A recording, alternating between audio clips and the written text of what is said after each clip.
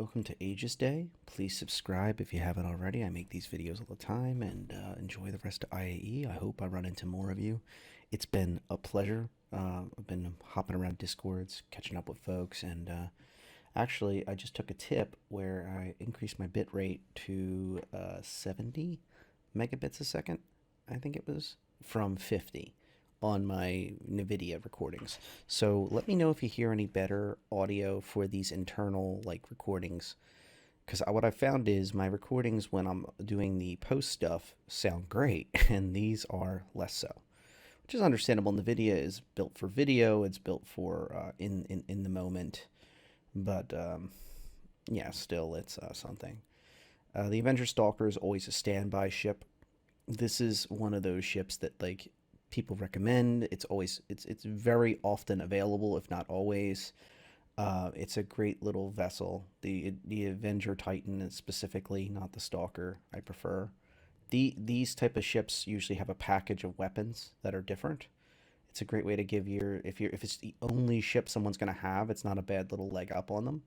And then the Warlock is the Avenger that has a EMP built in. So that's a pretty dang cool ship. If you're really a huge fan of Avengers, I mean, that probably starts getting to a point where I would start pointing to other ships. But if somebody's a diehard Avenger fan, that's pretty cool. The Eclipse is on display today. And you know what? I'm going to do sort by value. I feel more comfortable with that. So the Gladius is here. The Gladius is an extremely well polished, what they would call a hero ship for Squadron 42.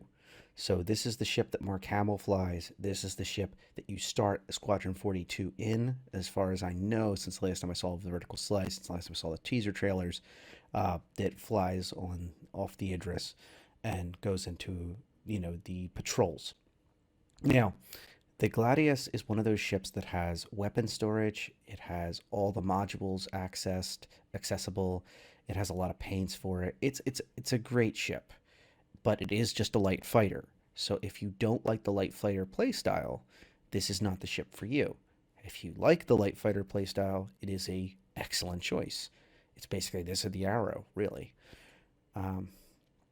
So this is one of those weapon packages with a nice paint job. I'm going to withhold judgment. I'm not a fighter expert, if that's worth it. This, however, I will say is very important, very valuable. It's called the Retaliator base. This ship is criminally undervalued, and it's still, I'm happy to see, is at the same value as last year and at Fleet Week as well. I was worried that I'd see this thing come in at a higher price point. The Retaliator base, the loaner for this ship is the Retaliator Bomber, a more expensive ship. And inside of here, there's two modules that you can add in that, well, the Retaliator Bomber already have, the torpedo launchers. But the other thing about the Retaliator Bomber and the base is that you can add a forward drop bay for I think it's 8 personnel, with the seats that literally come out of the bomb bay doors and deploy people to the ground. Edge of Tomorrow style, and physically act as a drop bay. And you can get cargo storage for the front and the back, and you can get a crew room in the back, like a passenger area. So you can even do hopper flights between, say, two locations, maybe planet side and above, try to get some extra creds to pay for your gigantic torpedoes. And that's the downside of any of these Retaliators, is if you're not cargo hauling, if you have the torp modules fixed, which, remember, eventually you'll have to buy those torp modules with UEC in-game, or maybe they might put them up in the store as a module to purchase for Retaliator base model owners, you will need to pay for those size 9 torps that are deployed out of this thing, and they're not cheap.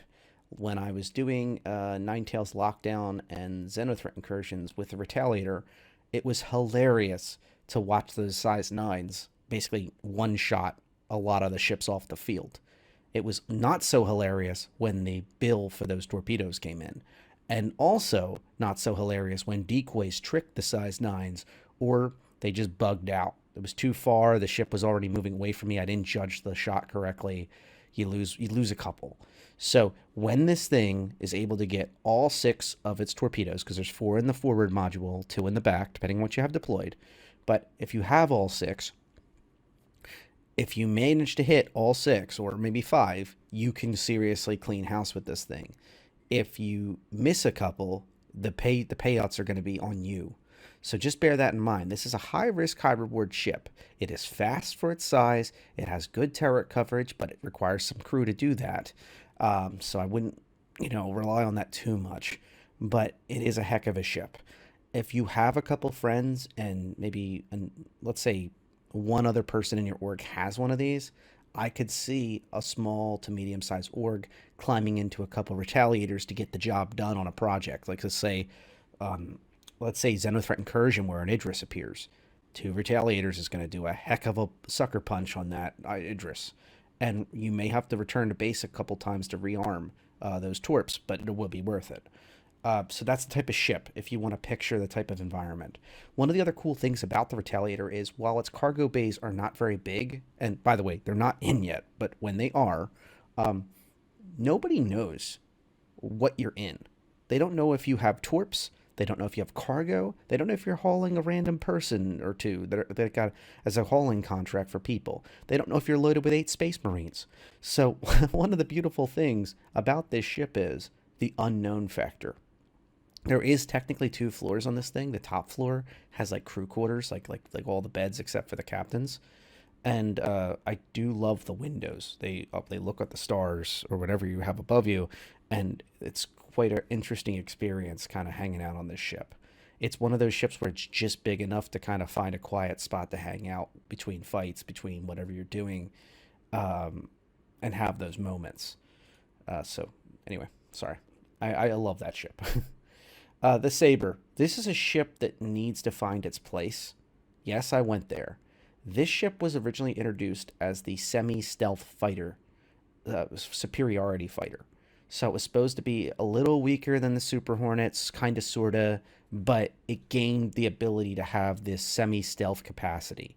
Its engines weren't so exposed. There's a lot of angularness to it that prevents angles that prevent radar return. And then in the back, the engine's cowlings are kind of covered a little bit to protect against the heat signature. Like, that was supposed to be the idea. And then somewhere along the line, you can still see it says combat slash stealth fighter. I love how they have a slash there. They have no idea which one it is. Um, Somewhere along the line, they thought, oh, well, let's give it a little more teeth because it had a shield hull at the front, and they took a while to fix that. But when they did fix it, about that time or around after, they gave it some more teeth, and I think it lost some of its stealthiness because to balance it, you had to do something. So I don't know. Now, this ship is the poster child for the Polaris, interestingly. When they had the Polaris, of all things, they showed this thing taking off from it to kind of give you an emphasized about what size of ship could fit in the Polaris's hangar. Because this thing's pretty big. It does have folding wings, but it's still big. So I would stress that if you're looking at the Idris, the Liberator, those type of ships, this should fit no problem on the top deck of the Liberator, on the top deck of the Kraken, Idris, those type of ships. Yes, I'm going there because the cap ships are coming up later this week and today, actually. But this ship is nice. It is a heck of a ship. Sorry about that. If you are looking for a ship that has some stealth capacity, but it is still a serious superiority fighter, it's for you. Now, I am not a fighter expert, I told you that earlier, but I will say that I have used this thing very proficiently against PvE content. For PvP, it seems to want to boom and zoom this vehicle. There is no turret on top. I like to handicap with a turret on like a Super Hornet, for example. This has none of that. So just bear that in mind. Um, you're more of a boom and zoomer on this thing. And I hope to see more of the stealth elements as we go on. Here is another variant. Once again, it has an updated amount of weapons. Do your research on these. A lot of times, it's more for the paint job and just a convenience factor. A lot of times, you could buy with UEC the changes in weapons. It's not like you can't put these onto that. What the heck? Looks like I found a glitch. Okay, so it's not like you can't just buy these with UEC and then change them out. these mounting points, if it's on the variant, it's able to be put on, in most cases, it's able to be put on the ship itself. So I can't comment on the comment. I also find it funny they took the word stealth fighter away.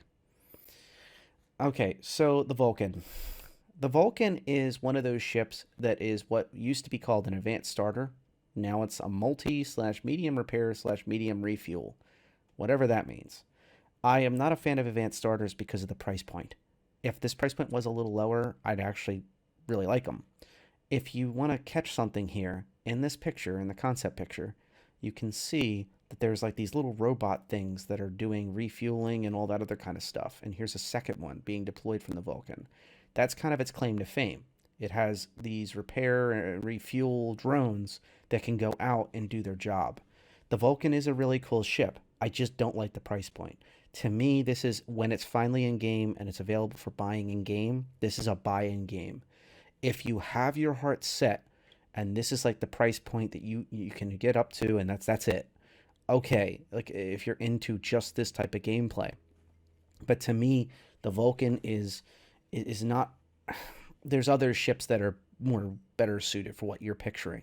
And by the way, if you're thinking I want to go to the furthest reaches of space and go and save people, like save their ships and save my friends, get an SRV, the tow truck of the game. Don't get this. This will do light repairs, light refueling. It's not really meant to go and pick up an entire group and save them, or even a whole ship and save it.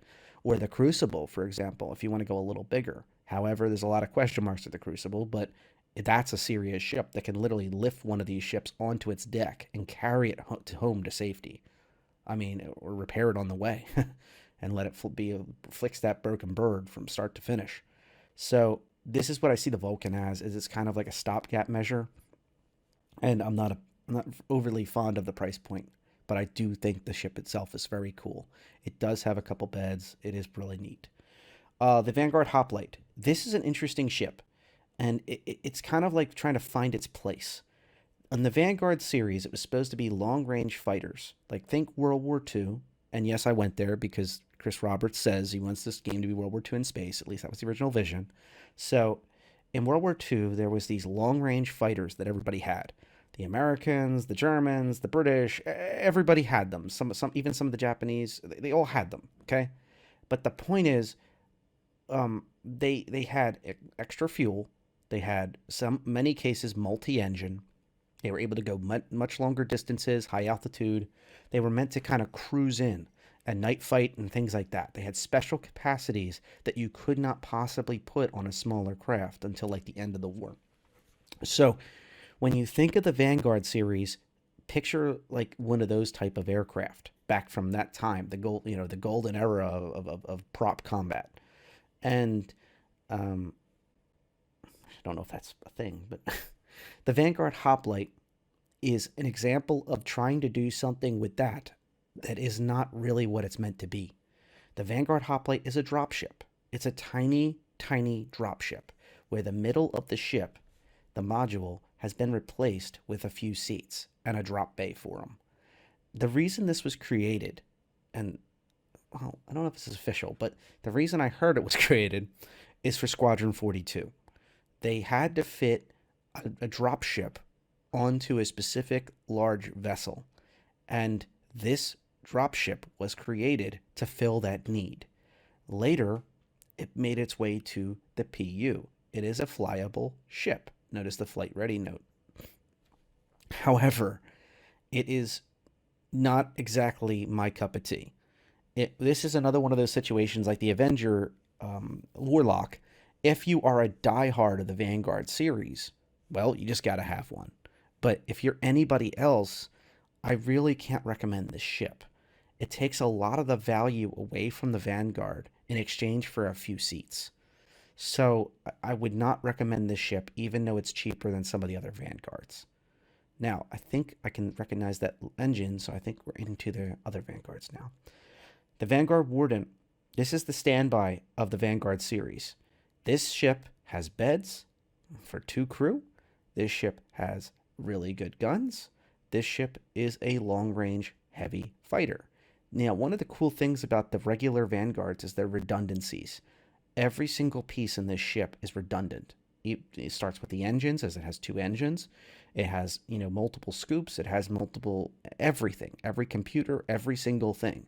The idea is, if this gets shipped, let's say worst case scenario, an Ares does a zoom by, and it gets the jump on a Vanguard and puts some size sevens right through it.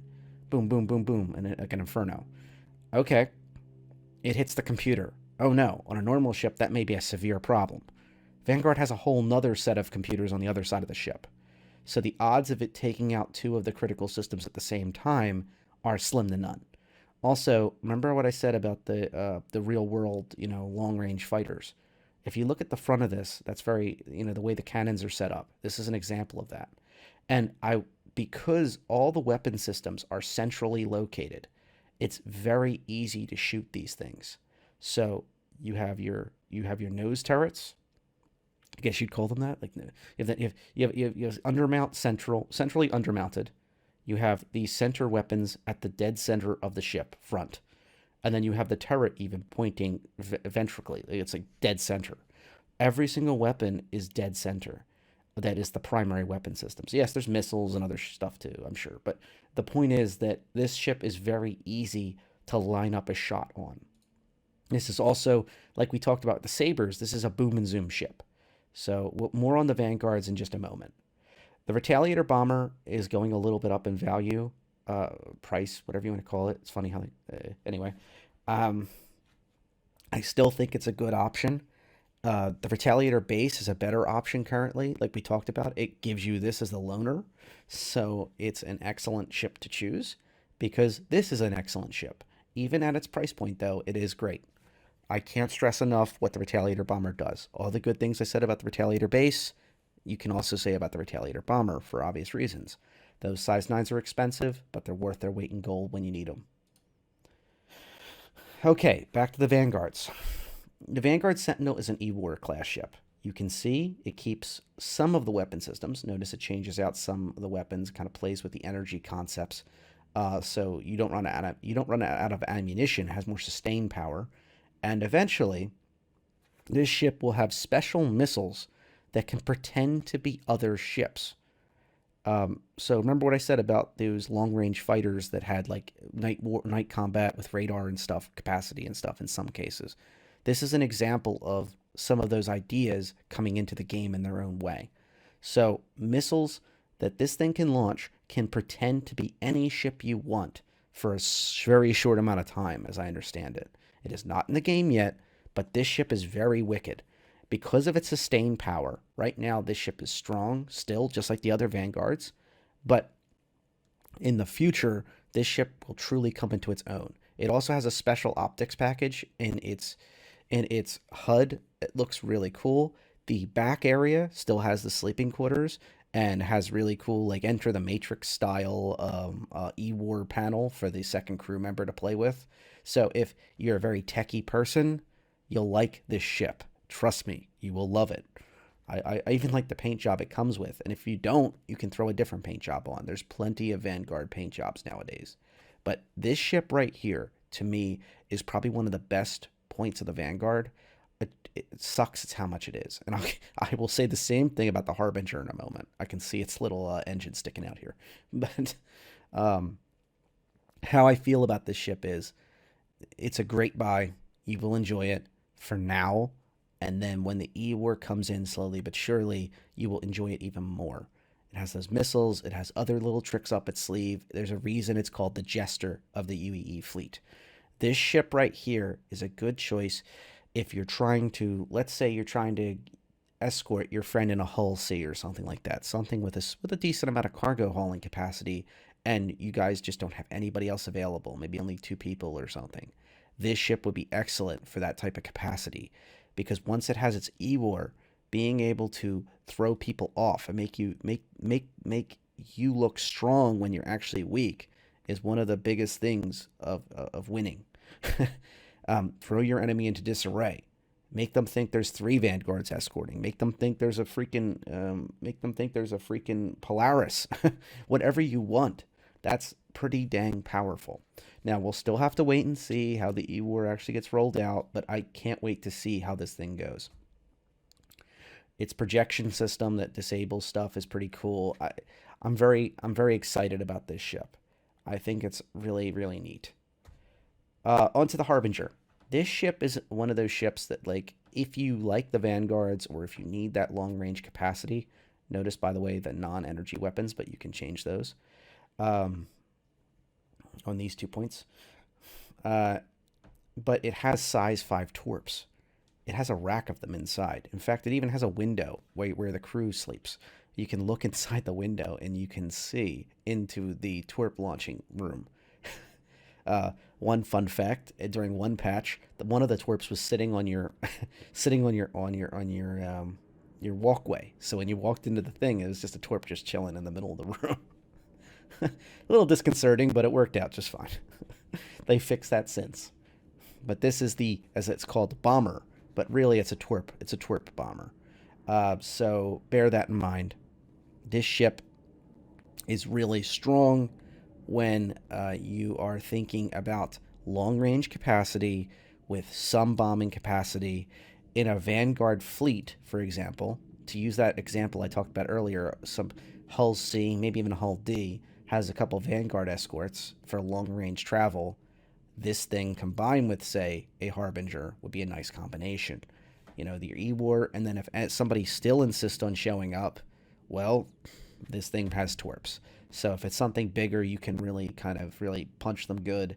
And if it isn't, well, I think all these weapons will take care of a couple fighters, or at least keep them at bay long enough to get the Hull C off the field, or the Hull D even, uh, without having to risk yourselves. These things can handle themselves. Okay, so let's talk about the Eclipse. The Eclipse is one of those ships that will be amazing at some point, but right now it's kind of just a very expensive half retaliator. So this thing packs three of the size nines, not six. It has folding wings, and it only requires one crew. It is really cool. It is a stealth bomber. It looks really cool. However, this ship right now is not very stealthy. Right now, the game isn't just made for stealth, it's like super close range. Radar isn't being relied on too heavily, scans aren't being relied on too heavily. So, this thing's benefits are not really being seen. But you can see from its cowlings, you can see from its angles that this is a true stealth capacity. It will have very low IR, due to all these cowlings on the front and the back. It will have very low EM as long as you keep the modules the same. And that's one thing to mention. The modules are just as important as the ship itself when it comes to stealth. Its visuals are important. This thing's jet matte black, so I think it's okay there. Its IR is important, which is the cowlings and the engines, and even the engines themselves, by the way. If they're more powerful, like you slap competition engines in this thing, or better military engines in this thing, guess what? Your signature is going to skyrocket, even with all that stuff. It's only going to help a little bit.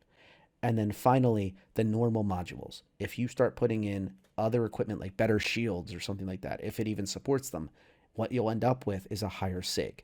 So this ship is very squishy for a reason. It has stealth components.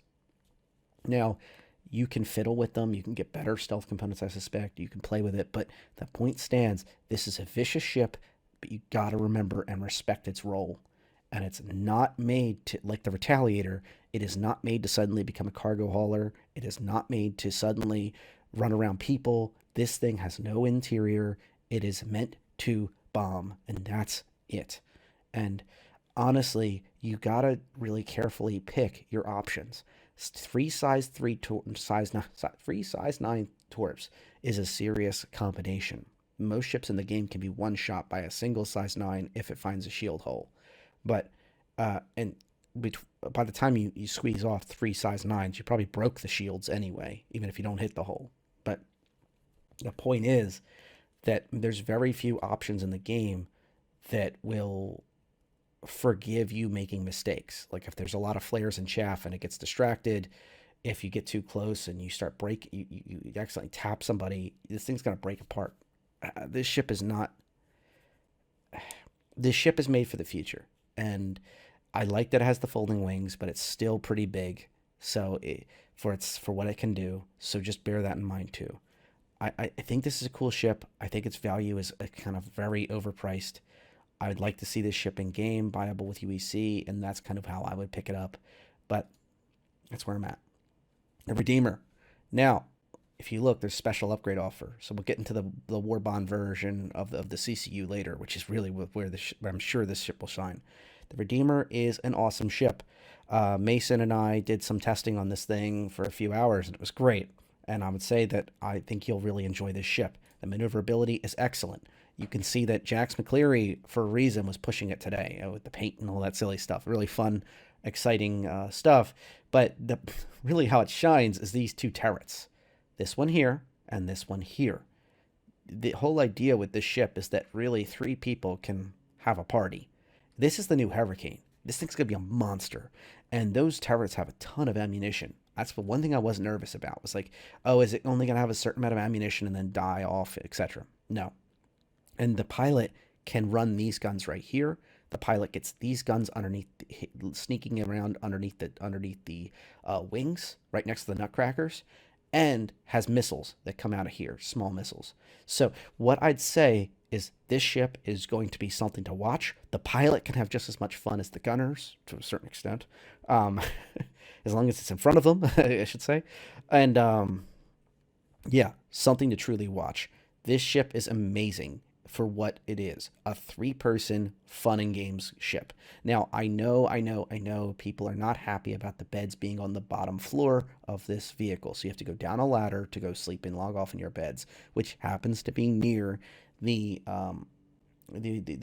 airlock. So you're going to have some discipline there. You're going to have to open the airlock door, go inside the airlock, close the airlock door, then open the exterior door if you're not on an air-based area.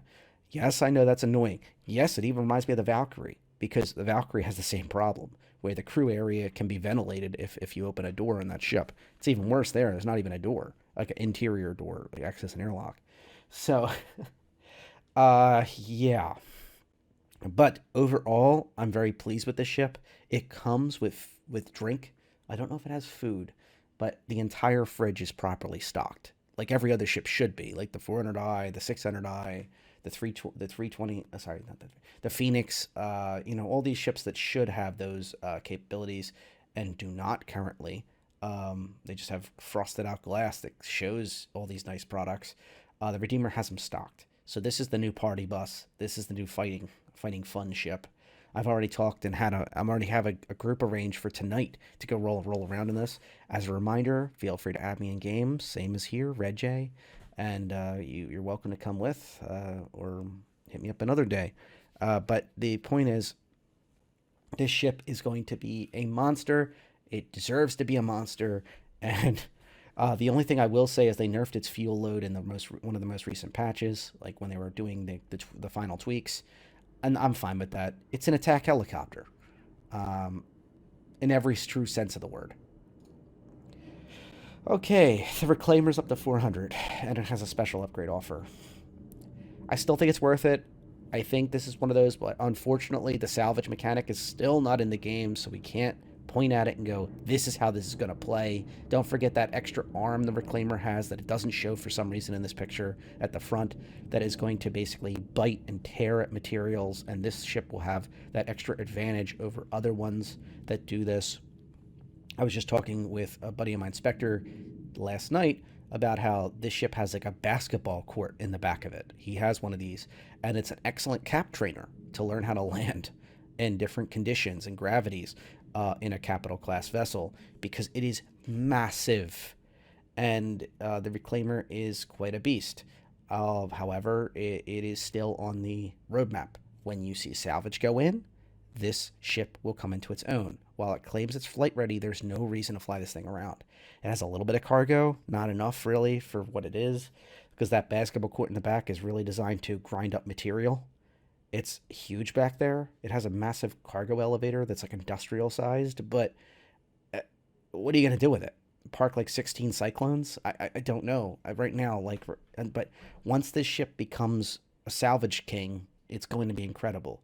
This is the opposite of the Orion. If you own the Orion and you're looking for a different kind of play style to have endgame of, this would be your second capstone piece.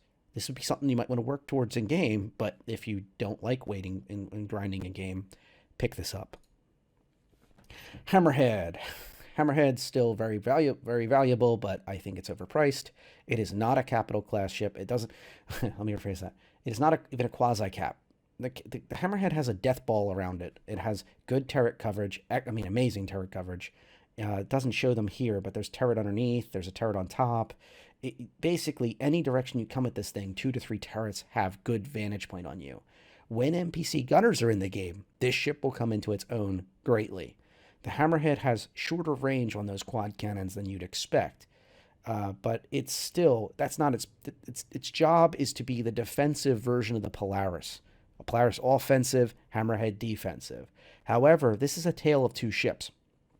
When the Hammerhead was originally proposed as the defensive Polaris, what was interesting about that is the ship doesn't have the amenities of a Polaris. It doesn't have a hangar. It doesn't have medical facilities or anything like that. It doesn't have, I think, all the different smaller facilities that you come to expect on the Polaris and you're going to enjoy.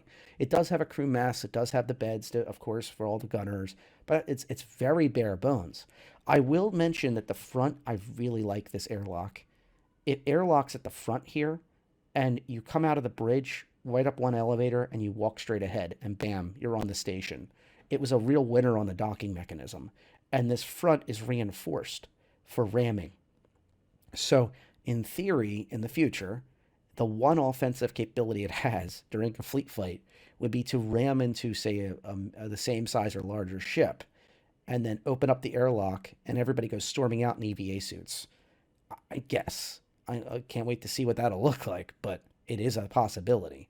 So that's why it's called the Hammerhead. It has this reinforced frontal armor, built to ram, literally built to ram.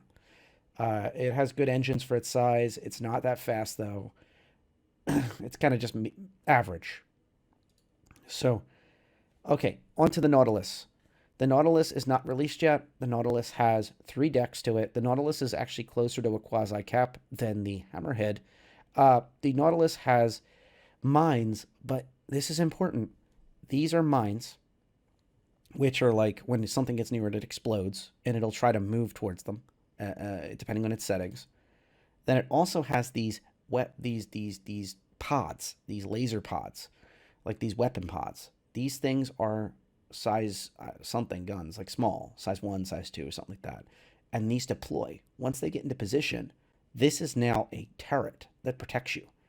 I think that these are going to be very valuable for miners, and I will explain why. So with these that explode against bigger ships, I don't see these as very valuable for miners, because think about if a smaller ship comes in and it starts trying to destroy these mines to harass you as your mining group's trying to flee this field or try to hold the field, or against NPCs or something.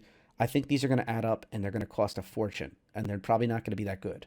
So I think these would be better just to have a couple of those to distract the enemy or something goofy like that, if it's something big. And if you can get granular with the settings enough where you can say, look, only attack if a Polaris gets on grid, hammer the Polaris. Or if even better, if it can target certain systems, target the radar on the Polaris so it can't target us as easily, whatever. If they were EMP mines, maybe. But because they destroy themselves, they're consumable.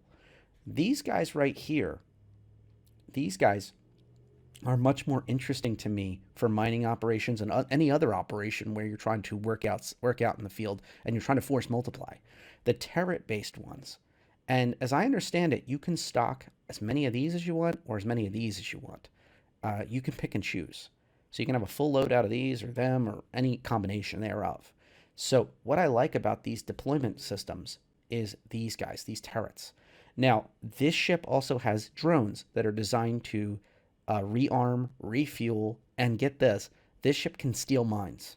So it's not just a mine layer, it is a mine stealer. You can reprogram for your own use mines and leave them in the field, and obviously refuel and rearm them if necessary. So they're up to, if they're really old, before they fall apart or something. And also, you can physically just take them. The drone can bring them back to you. You can reprogram them so they're yours, and then now that they're safe, you can bring them with you and take them and use them yourself and fix them up on the way to somewhere else. So I really like this ship. I will mention that if they ever offer the Solstice again, that there's gonna be a lot of crying on Discord and Spectrum and such. There's a beautiful white paint job for this ship that is very rare.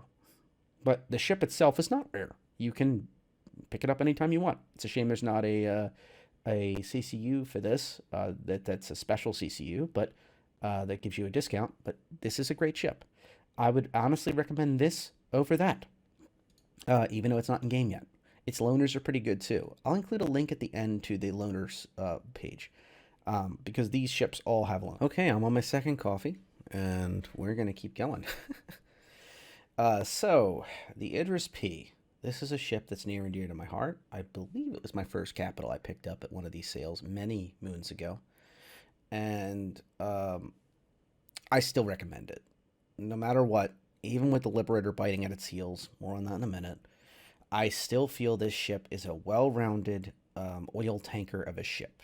And that's what the concept team described it as when they first concepted out a lot of the rooms in this, and they redesigned the rooms. Like, they actually made it work.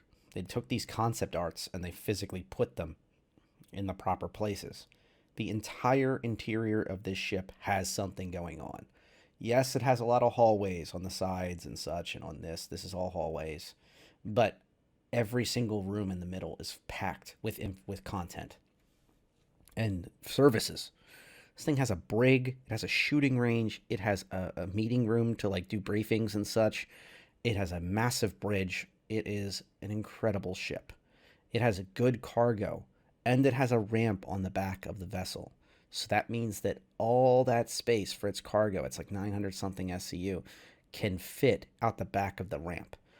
Yes, the Liberator is biting at its heels with its 400 SCU roll on, roll off capacity. Yes, the Liberator can fit 2 of the 3 craft that this can fit. Inside, on an Idris, you have 1, 2, and 3, the spaces. And you have to factor in that the middle fighter cannot just take off. It has to wait until one of the two in the one of the back or one in the front. Oh, sorry, one in the back or one in the front take off, because it's like a line basically. But they're armored. They're protected inside a capital class military vessel. And no, it doesn't have as much armor as the Idris M, the militarized version. This is the militia slash patrol version. However, it's still a military vessel with capital shields they have to bite through and fight through. And these huge doors on the front and the back protect the interior. There's also air shields on those areas. And on top of all of that, you have... So with the Idris-P, I see it as something that is the next stage. Folks that are on the fence, focus on the Liberator. It's still for sale, by the way, depending on when you watch this video, because there's these overlapping 12-hour periods between the sales. Folks that are not on the fence, they're die-hard logistics folks. That's really what this should be called. Combat frigate slash logistics vessel. This is something to look at.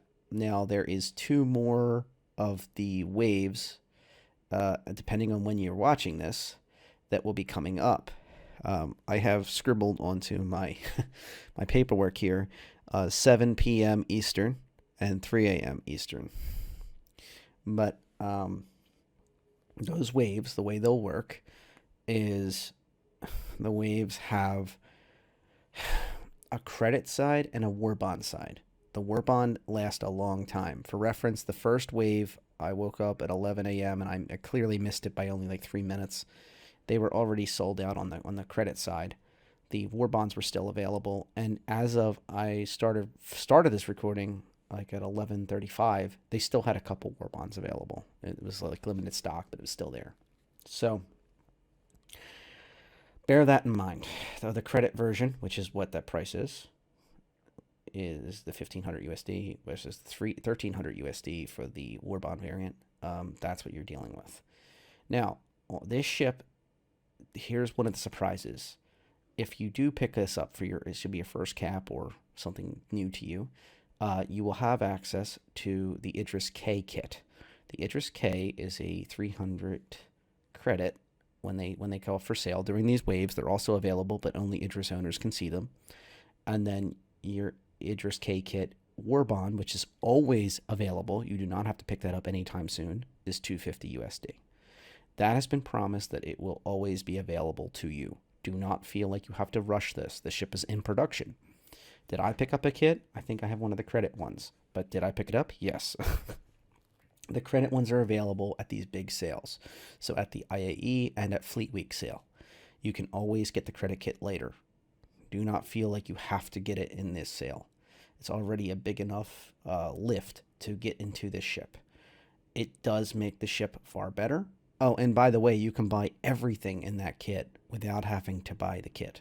In game, once the ship's available, the size 10 laser, the PDSs, the size 5 turret changes with missiles and such will all be available in game.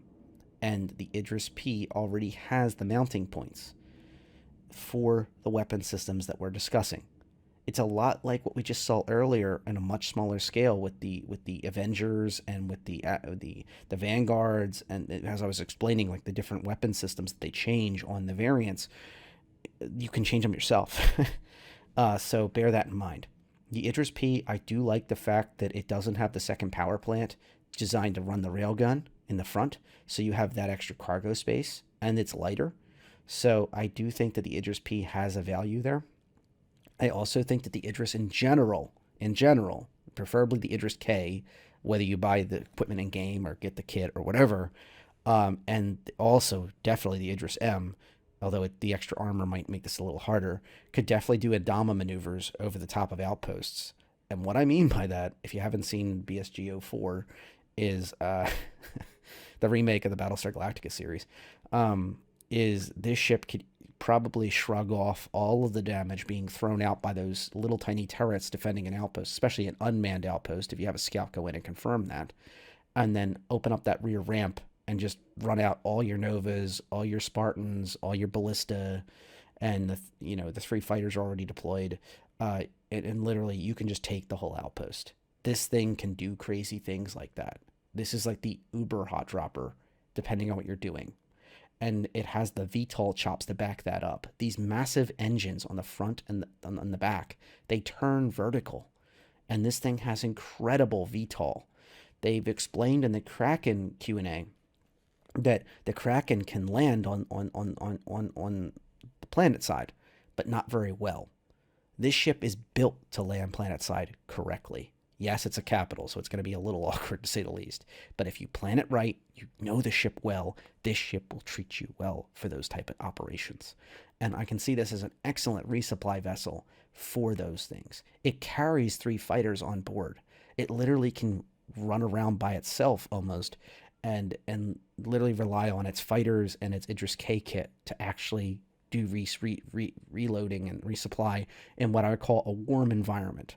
I'm not saying fly through a fleet fight by yourself with 2 sides fighting each other or something, but if you happen to be in an area that's known to have small gang PvP and other types of issues, I definitely could see this ship as being able to navigate those conditions not too badly.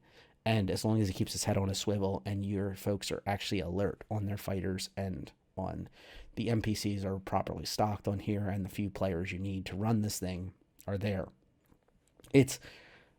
That's the last topic. When this ship is finally in game, hopefully NPCs will be up to snuff. If they are not, the Liberator, which I keep comparing it to, will be a better value proposition because only 2 players are needed to properly run the tiny little bit of weapon systems the Liberator has and its bridge. This ship is a far bigger commitment, but as an org asset, this thing is a godsend.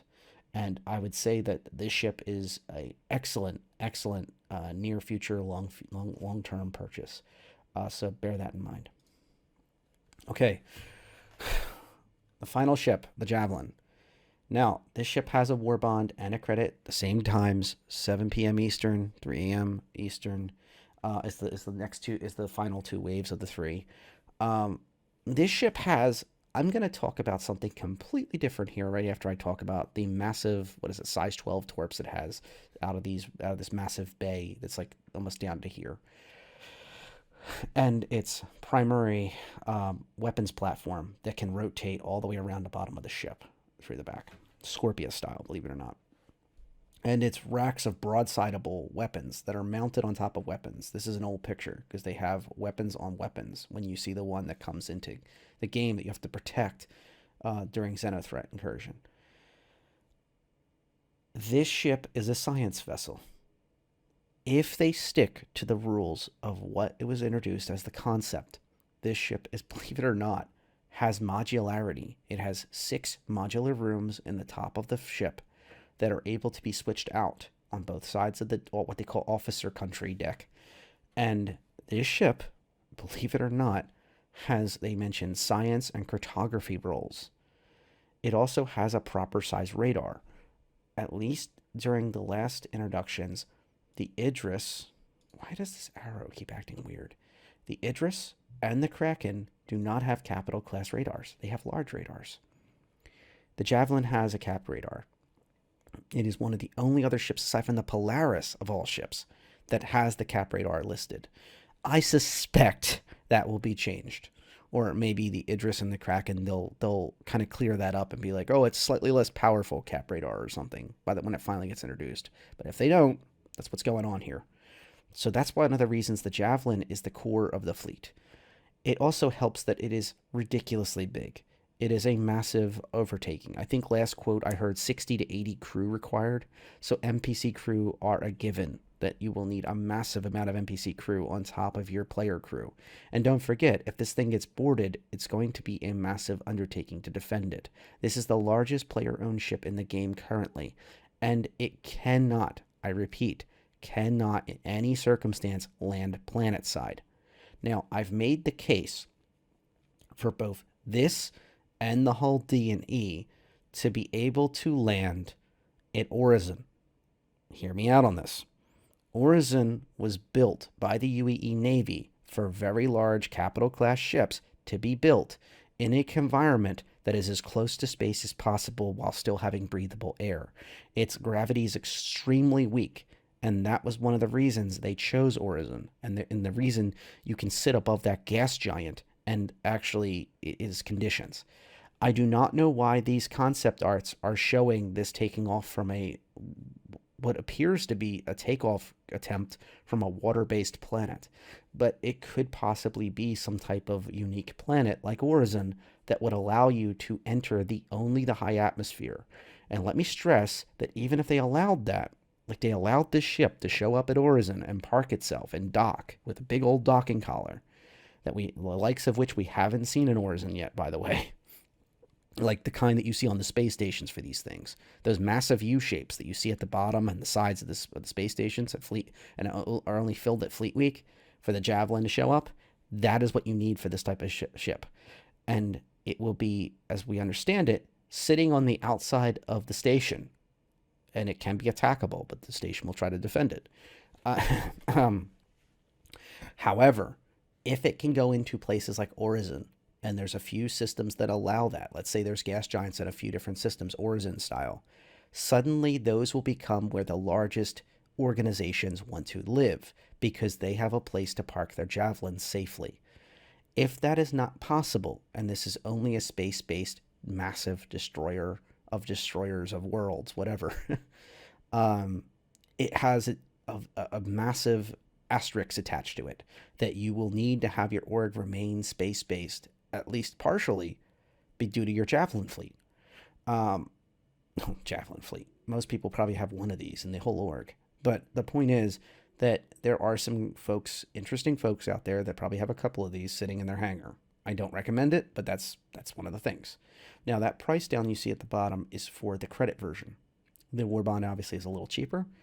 I own one. I don't think it's worth it's going to be extremely long-term hold, but if you feel your org, not you, your org needs one, and truly try to get your most trusted folks and find out if anyone already has one, for those few times the Javelin is needed, it will be a great asset.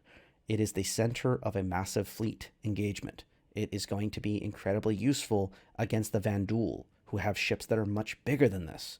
And those size 12 torps will probably be one of the only things that can really finish off a king ship, for example, and really take it down.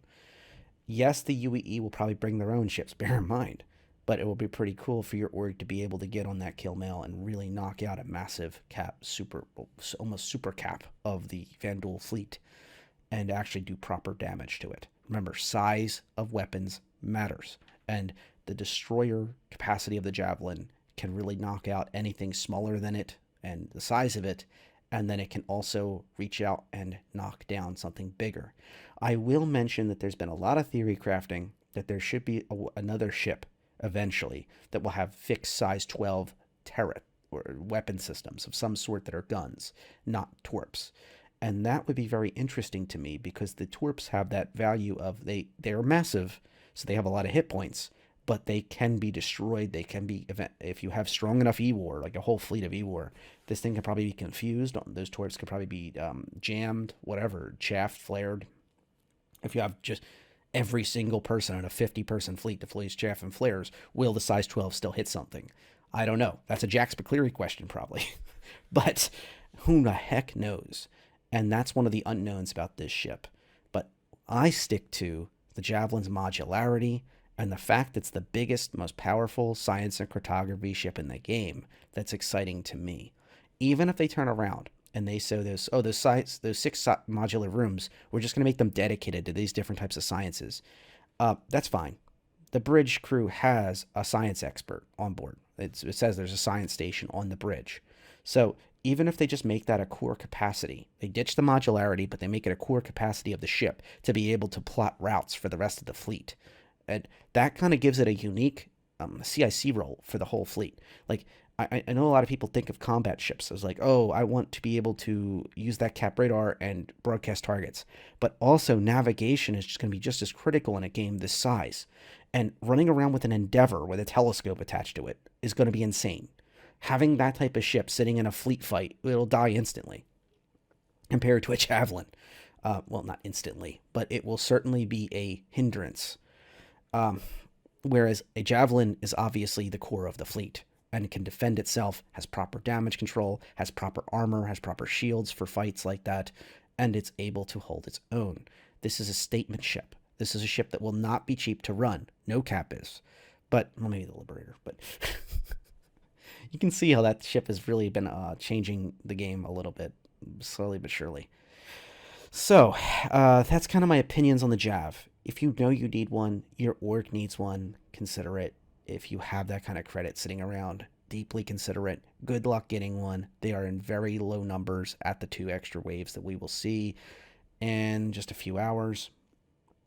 I'm not going to BS you. I'm actually looking myself at getting another Idris-P as a credit model. I have the credit laying around. I went and put my 890 jump and buyback again, especially in the conditions of the day of the Redeemers and the Ares, Infernos, and Ions looking to have something to test on. I don't want to have that 890 jump currently. It was a great crew trainer for what it is, and right now it's the best time to join the party and just have a Redeemer running around. But these ships are a powerful end game item. You may want to grind them in game. Also, one other debatable thing about the Javelin: will it or will it not have its guns? So in the original write-up, remember, I asked them to stick to that for the other thing. It said that it would not have any type of guns. Now, off the record, apparently Chris Roberts was asked if this ship would have some basic weapon systems. And apparently, to a room full of backers, he said yes. So that could be dated information, that could be whatever. However, this ship should have some basic level of weapon systems, and then if you want it to be competitive, you will need to upgrade them again. That's the understanding that we've last heard. That was a couple of years ago, so that probably changed 15 times, but bear in mind that that is something in the background. Oh boy, I can picture the comments of this video already. They didn't say that, they did this. Oh, that came out. And that's a good thing. Please do put those comments. If you have newer information than what I'm saying, that is very important. Think about for a minute the backers are going to put this type of credit or war bond, something slightly cheaper, into this game. It's important for them to have all the information. So that's why I'm laying out all my cards on the table here. And I really want people to picture these ships. I'm sure people before they watched this video, many folks did not picture this thing as a VTOL hot dropper. Well, that's what I did. I'm sure people did not picture this thing as a waypoint mapper. Well, that's what I talk about. Because I want you to understand the full capacity of these capital class ships. As a reminder, everything I said that's good about the Idris, I don't know if the Javelin has a shooting range, but it has everything else. Its hangar is way smaller. It was supposed to fit a Redeemer, and now I think the Vanguard Hoplite was basically made to fit in this ship, as I understand it. But because the Redeemer can't fit anymore, it's not big enough. The hangar's sitting over like right here at the top. And as a reminder, the Idris-P underneath has a special mini hangar, like on a well deck, built just for an Argo cargo or an Argo personnel. It comes with an Argo personnel. The Javelin comes with an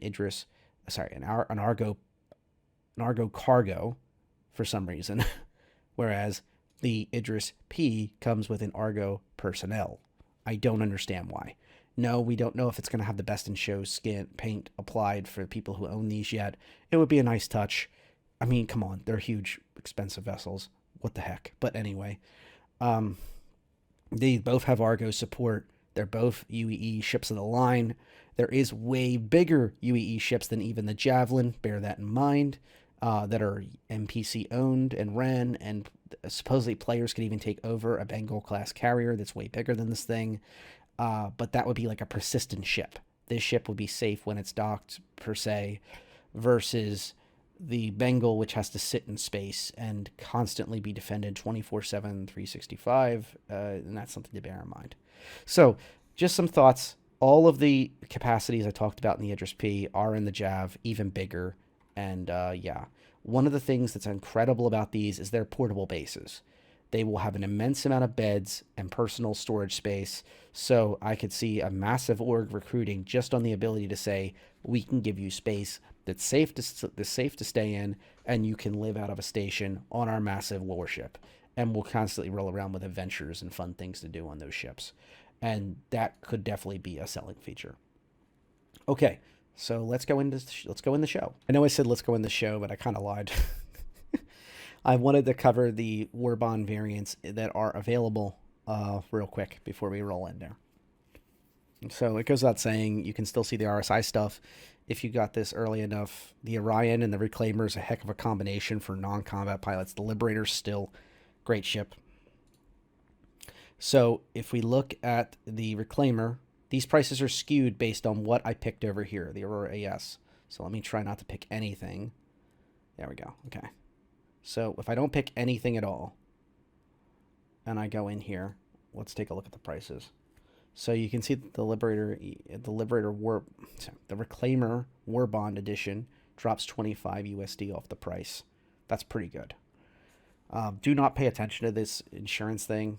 They're both whatever they are. Remember, you always get the insurance on the base ship. Or if you do get the special version, and for whatever reason it was a 6-month insurance on the previous ship, you can upgrade it in here. But still, most ships are going to be 10-year LTI, etc. on your options. So here's another example. This is a really good price.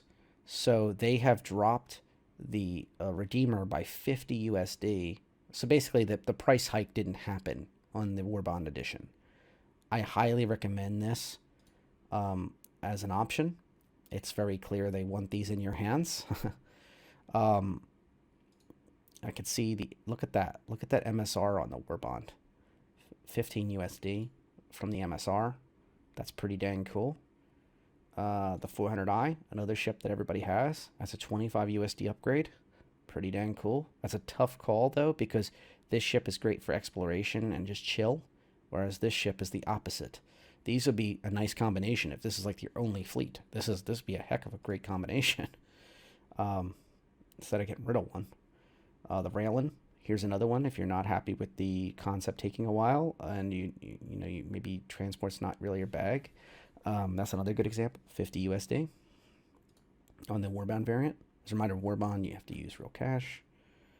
That's a good option. The Corsair, another one. This is a good hedge your bets item. Yeah, there's a few in here. Now, as a reminder, a lot of these ships I'm clicking on have longer range capacity. Like the Corsair, for example. Geez, the 400i, the Raelin. These are ships designed to go long distances. The Redeemer is meant to be like the helicopter gunship. It's meant to be shorter range. But if you're operating in Stanton, this ship is perfect for that. Or if you have any kind of resupply. This ship is great. Like I just picked on the Vulcan, but the Vulcan would be a good example of that. Being able to resupply vessels is useful. Connie Taurus, another good example. If you're not into the hauling as much, was another very popular ship recently. So there's a few good options here. Now let's take a look and see if there's any other special sales. Come on, I could have sworn there was one more. Spartan's still available for now. I covered that in my last video. Please check out the winter test. The lighting is excellent on that vehicle. It does give you proper life support and protects you from the cold. It's a really cool vehicle. Its utility of its storage spaces is very useful. Very good all-around ship. The Reclaimer, I highly recommend this for indie-minded folks. It is still something to remember that salvage is not in the game yet. It may come in the game and you hate it, but it's one of those ships that you can always upgrade from, and it will grow in price. Okay, that's all the Warbond. Okay, so let's talk about the Reclaimer again, with its massive arm fully realized.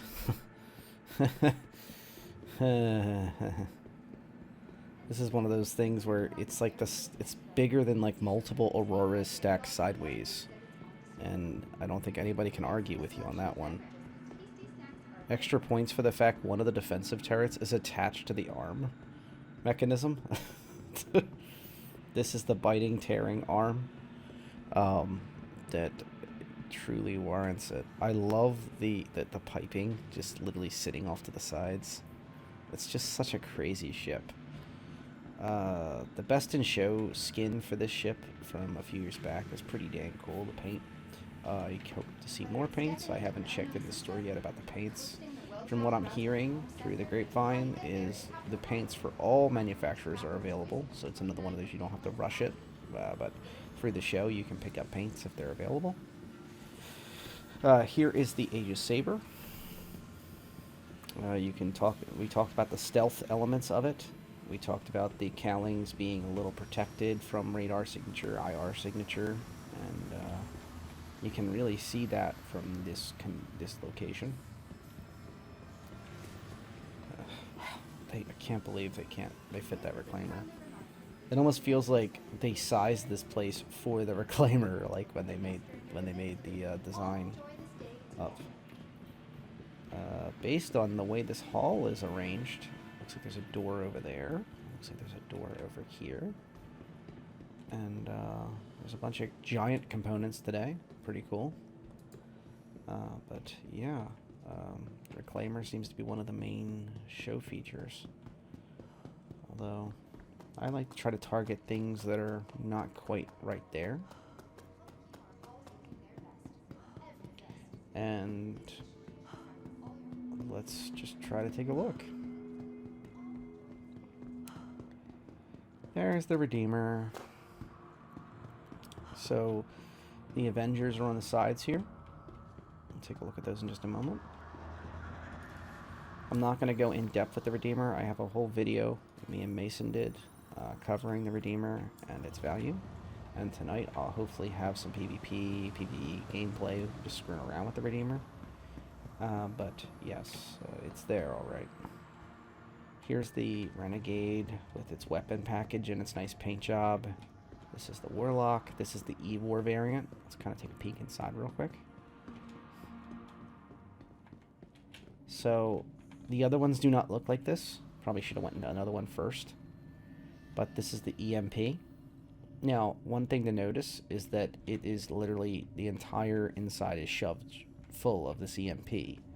So you lose everything here. There's no cargo bay to speak of, which the Avenger is well known for. On any other Avenger, there's a cargo bay, or there's like a pod to store bounties, or different things like that, like this. And then in the front, there's a door that allows you to get to the rest of the location. There's your bed, and here is your pilot seat on this specific variant. So this is the way they're supposed to be. I like that the paint job actually comes inside of this door. That's pretty cool. But instead, you'll forego most of that action for the EMP. So this is a very specific ship. In order to enter the rest of the ship, you would have to get into the seat and then spin the seat around and exit the seat and then climb into the back. It's very awkward to work that Avenger. It's not exactly one for box runs too much. You can probably squeeze one in the back of the EMP area, but that'd be bouncing around. It might damage it. I don't know. I wouldn't recommend it. It's very good for combat, though, because popping that EMP when you're super close to an enemy can be quite good. Here's a traditional Stalker. Now, this is one of the ones I talked about with the pods. So you give up some of the cargo bay. You still have this. This is cargo bay when you see these grids. But you give up some of the cargo bay in exchange for these pods. These are meant to store people, and there's 6 of them, which is pretty incredible when you really think about it for such a small ship. So the Stalker has a lot of value for bounty hunting, and I would recommend that one for bounty hunters if you don't want to pick up a Cutlass Blue. Cutlass Blue has like 12 storage, I think, and also it's a more capable multi-purpose ship and a bit better range-wise. This is just a traditional Avenger. Here's the Avenger Titan. This is one of the cheapest Avengers that is always available. At least it was up until recently. Should still be. And you can see the weapons platform it has. It's not a bad ship. And it's a good multi-purpose vessel.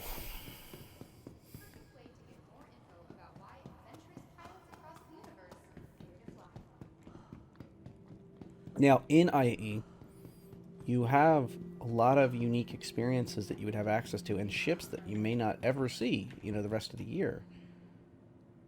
That's very useful. I've seen them work. I assume that one's just having like one of those. That's the quality it should be when I'm like across the room or something. But yeah, I've seen them visible.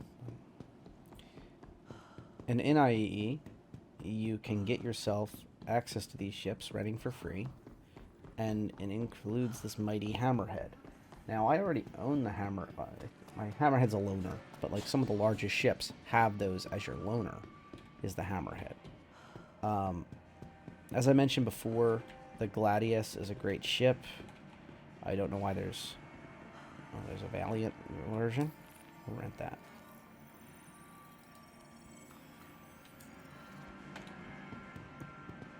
The variant ships are kind of seen as a just convenience factor. Translation, the money that you spend on these, it might not be the best. I would honestly just get the regular Gladius if you were interested in doing so much. Okay. Let's just quit that for now.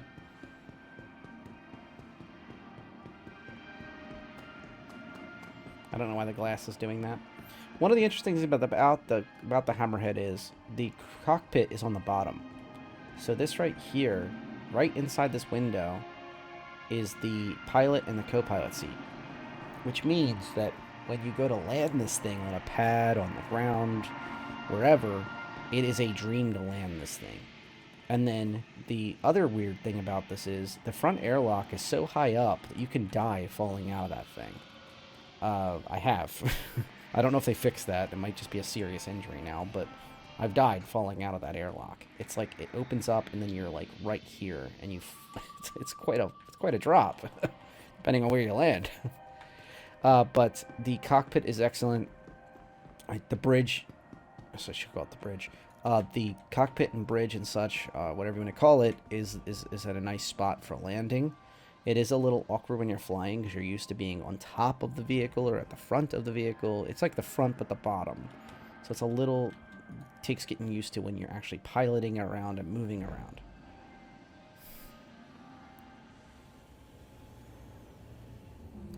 Now, this is one of the things about the Hammerhead that really, I think, set the tone for the rest of the ship. There is 2 floors to this thing.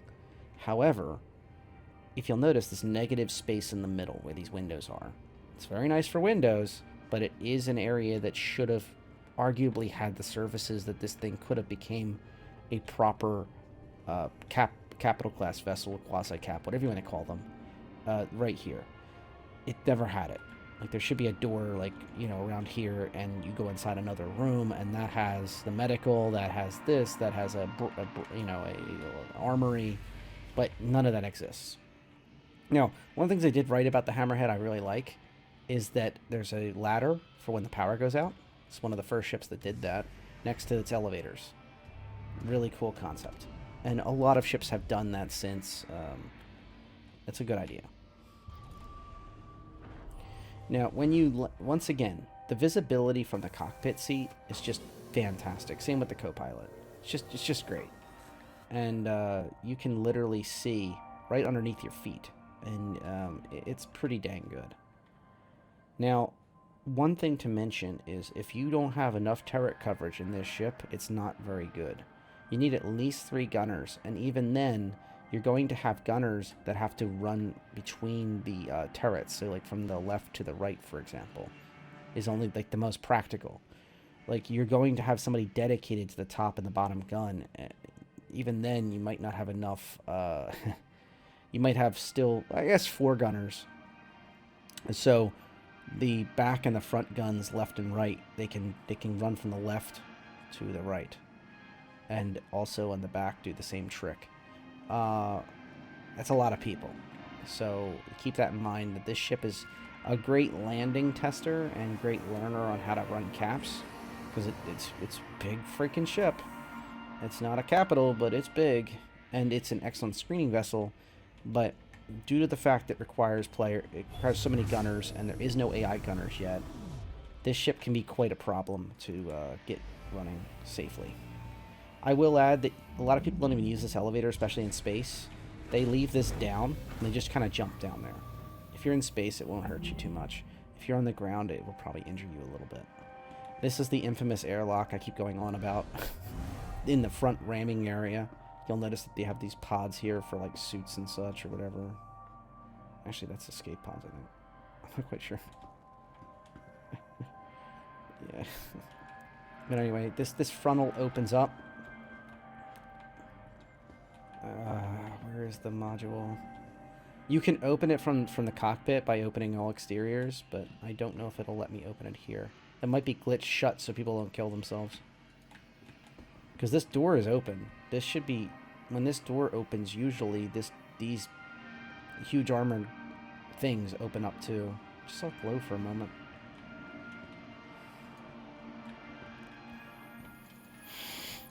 Yeah, but anyway, usually you can climb out here and to your death.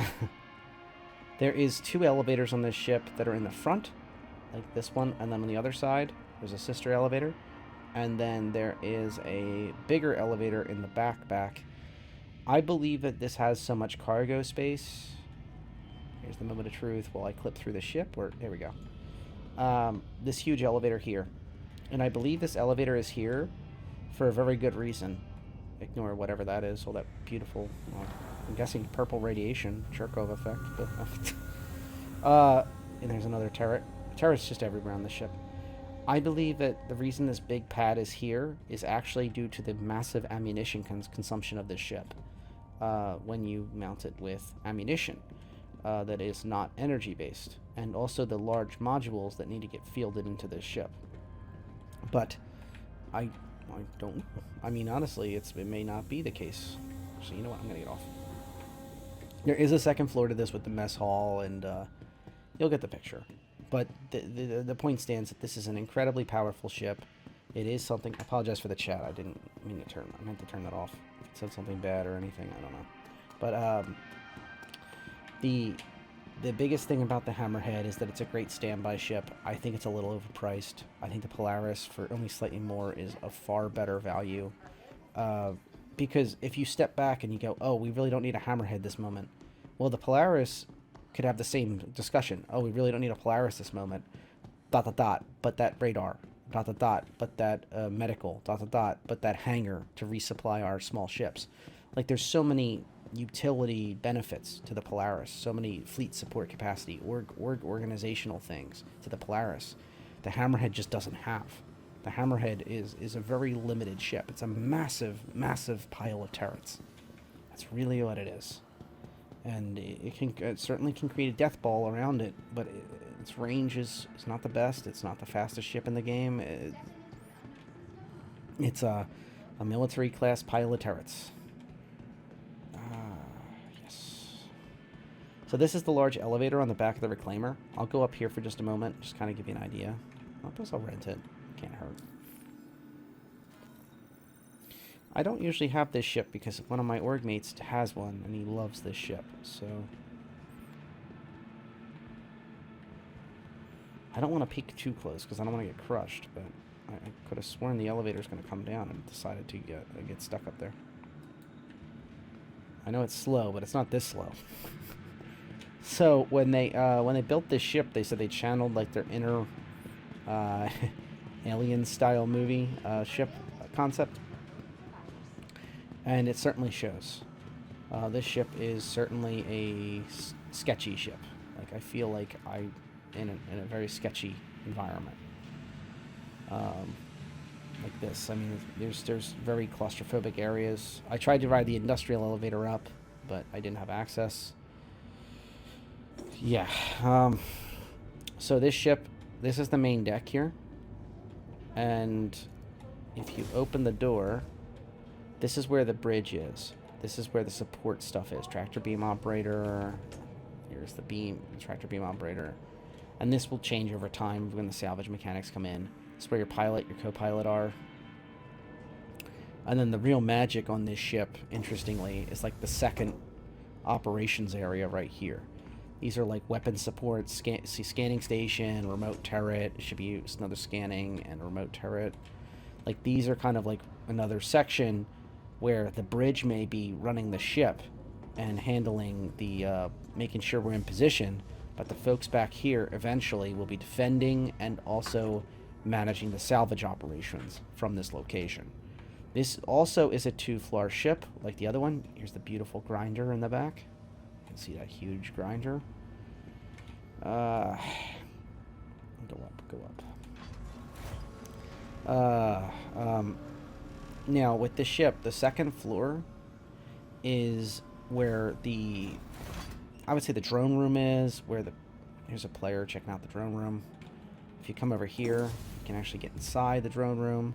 There will be these salvage drones that sit here and then get deployed out the ceiling of this room. There is a drone operator stand. So this is obviously something that can support the other, these folks will be supporting the operations down below with their drones. When you go around here, I like the lighting changes they made, by the way. Before it was really dark in this ship. It was even worse. You have these safety pods. And past the escape pods, you have the crew areas. Now, this one right here is the most important. This is one of the docking collars right here. It's kind of an awkward place for it. I suspect on the Golden Pass, this will be fixed, because this is kind of a really weird docking collar. It'll need like an elevator to work, but there is none. Otherwise, you'll fall to your death, basically, when you come off the docking collar. When you walk across the docking thing and then fall in. I mean, what are you going to do, take an injury every time? Have med guns sitting on the floor? This is kind of cool. This is the area where they have the mess hall. This is a good area. I like the screen that you can keep tabs on what's happening. I like the extra lighting they've changed. About the time when they did the best in show lighting, they added these interesting little lights here. I don't know why, but it has feels like best in show vibes on the inside. Best in show color scheme lighting. I feel like everybody got it. I suspect lighting will be a major push in the Golden Pass. Here's the captain's quarters. You have a nice desk where you can chew out your subordinates if you need to, and then you have your own personal areas where you can get some privacy and your own personal bathroom and your own storage area. That storage area is way too small, though, nowadays for modern circumstances. But I guess on a ship like this, you're working around in overalls all day anyway. You have like just probably 20 pairs of overalls. If you're the captain, you have, I don't know, even. This is where your crew stays. This is a area where you have your, well, as you can see, your toilets and your showers are not shared, so that's kind of a luxury nowadays. So they have a pretty big bathroom for what it is. Not the size of the Carrack's compared to its crew, but it is big. You have your personal storage, which is not too big. There's no suit locations. There's not a lot of kind of wasted space here, but there is a nice window. More storage, and that's about all there is to write home about on this ship in the front. So, as you can imagine, here's your airlock, here's your other airlock. This player's checking out. Now, on the actual cargo elevator, you can see that there's these locking grids right on the cargo elevator, which is nice on the industrials. Now, let's see if I can move this thing.